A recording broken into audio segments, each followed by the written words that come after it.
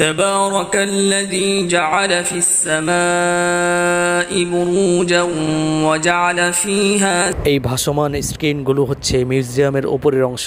এখানে চমৎকার করে বিভিন্ন ঘটনাগুলো সাজিয়ে দেখানো হচ্ছে। এই জাদুঘরটির নিচের দিকে গেলেই দেখা যাচ্ছে চমৎকার চমৎকার কিছু পরিবেশ, যেগুলো আমরা নিচে গিয়ে পরবর্তীতে দেখব। وهو الذي جعل الليل والنهار خلفة لمن أراد أن আসসালামু আলাইকুম বন্ধুরা, আজ আমরা মসজিদে নববীর পাশে চমৎকার একটি মিউজিয়ামে ভিজিট করব। তো মসজিদে নববীর থেকে আমরা বেরিয়ে গেলাম 310 নম্বর অর্থাৎ উত্তরের গেট দিয়ে। এই রোড দিয়ে মসজিদে বেলালের দিকেও যাওয়া যায়। রোডটির নাম হচ্ছে সালেহ বিন আব্দুল আজিজ রোড। ইন্নাল্লাহা সামিউন আলিম। দেখতে পাচ্ছি কিছু হাজী সাহেবগঞ্জ সৌদি আরবের মোবাইলের সিমের বিখ্যাত কোম্পানি জেইন এখান থেকে সিম ক্রয় করছেন। দুই পাশে দেখতে পাচ্ছেন চমৎকার কিছু ফন্দক বা হোটেল।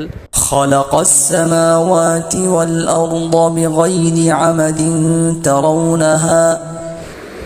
তো চলে এলাম বন্ধুরা আস-সাফিয়া মিউজিয়াম অ্যান্ড পার্ক, মাতহাফু বুস্তান আস-সাফিয়া।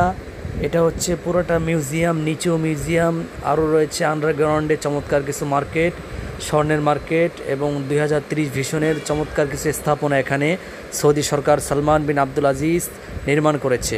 আমরা নির্মাণাধীন এই ভবনগুলি দেখব। উপরের ভাসমান এই স্ক্রিনগুলো দেখতে পাচ্ছেন 2030 ভিশনের আগে আগে যেসব স্থাপনাগুলো সৌদি সরকার বাস্তবায়ন করবে তার কিছু নমুনা এখানে দেখানো হয়েছে। তো আমরা কিছুক্ষণের মধ্যেই টিকিট কেটে ভেতরে প্রবেশ করব। টিকিটের মূল্য সৌদি মূল্য প্রায় 200 থেকে 250 রিয়াল। আপনারা ভেতরে প্রবেশ করতে চাইলে কম মূল্যেও টিকিট কেটে নিতে পারবেন। বিভিন্ন ক্যাটাগরি রয়েছে, আবার premium category, grade A, grade C, grade B, এরকম ক্যাটাগরি এখানে রয়েছে।